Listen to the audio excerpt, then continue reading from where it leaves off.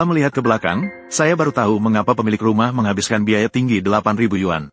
Mengundang tukang ini dari jarak 100 km untuk membangun sebuah dapur di rumah. Mendengar ini, Anda mungkin merasa bahwa harga yang diminta oleh tukang terlalu tinggi. Namun, setelah melihat keterampilan tukang yang sangat mahir, Anda akan sadar. Bahan yang digunakan oleh Pak Tukang juga sangat nyata. Penanganan setiap detail bahkan sangat teliti. Yang terpenting adalah seluruh proses pembuatan sangat sederhana. Sangat mahir dan tahan lama. Mari kita lihat cara kerja tukang ini. Pertama-tama, tukang ini menggunakan alat untuk mengukur area peralatan dapur. Kemudian mulai menggunakan batu bata merah untuk membuat beberapa tiang penyangga dapur. Terakhir, juga harus menggunakan semen beton untuk meratakan batu bata merah di tiang. Ternyata pemilik rumah tidak mengundang orang yang salah. Dari cara mahir tukang ini, terlihat jelas.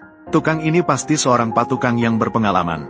Berbagai alat pasangan yang keras di tangannya terlihat sangat mahir. Dalam waktu singkat, pembangunan tiang sudah selesai. Selanjutnya, ini adalah pengukuran jarak antara tiang.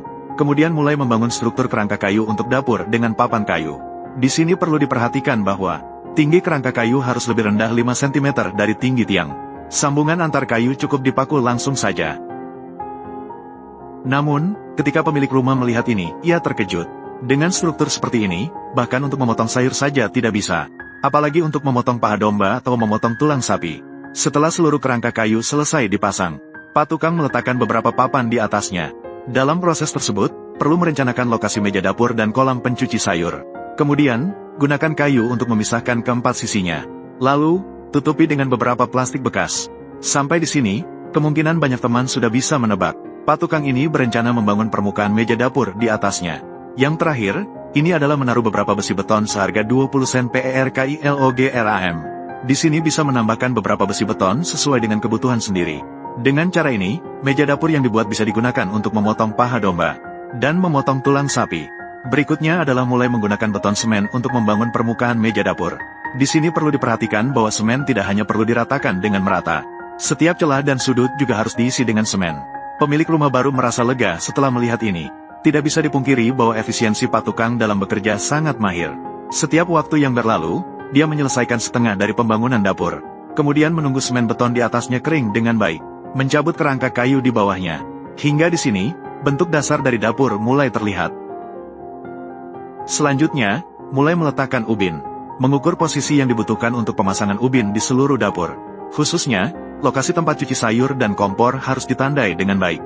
Selanjutnya, menggunakan mesin untuk memotong ubin yang berlebih. Terakhir, tuangkan campuran semen dan pasir di atasnya dan ratakan. Kemudian mulai memasang ubin.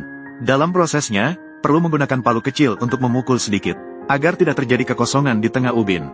Tidak tahu bagaimana pendapat kalian tentang keterampilan Pak Tukang setelah melihat ini. Jika saat ini ponsel Anda masih memiliki sisa daya, mohon berikan pujian untuk keterampilan Pak Tukang ini. Juga dukung dan beri semangat, terima kasih banyak. Meskipun Pak Tukang ini sudah lebih tua, namun, selera estetikanya sama sekali tidak ketinggalan. Dia dengan cerdik memadukan ubin hitam dan putih. Seluruh dapur dan kompor mendadak terlihat sangat modis dan trendy. Khususnya pada penanganan tepi kompor yang terakhir ini. Pita putih ini benar-benar sentuhan akhir yang sempurna dari seluruh kompor. Namun jika Anda berpikir ini sudah berakhir di sini, itu benar-benar meremehkan Pak Tukang ini. Juga sangat tidak pantas untuk harga rumah ini yang 4.000 yuan per meter persegi. Untuk memaksimalkan penggunaan ruang ini, Pak Tukang juga memasang karpet setinggi sekitar 5 cm di bawahnya. Dengan cara ini tidak hanya menambah ruang penyimpanan di dapur. Memotong kaki domba dan memotong tulang sapi juga bisa menjadi lebih kokoh. Sampai di sini, seluruh dapur dan kompor telah selesai dengan baik. Saya tidak tahu bagaimana pendapat teman-teman tentang kompor dapur seperti ini. Jika ada yang menyukai, bisa memberi jempol dan menyimpan. Jika ada saran atau pendapat, bisa meninggalkan pesan di kolom komentar. Setiap hari berbagi kreasi kerajinan tangan. Sampai jumpa di episode selanjutnya.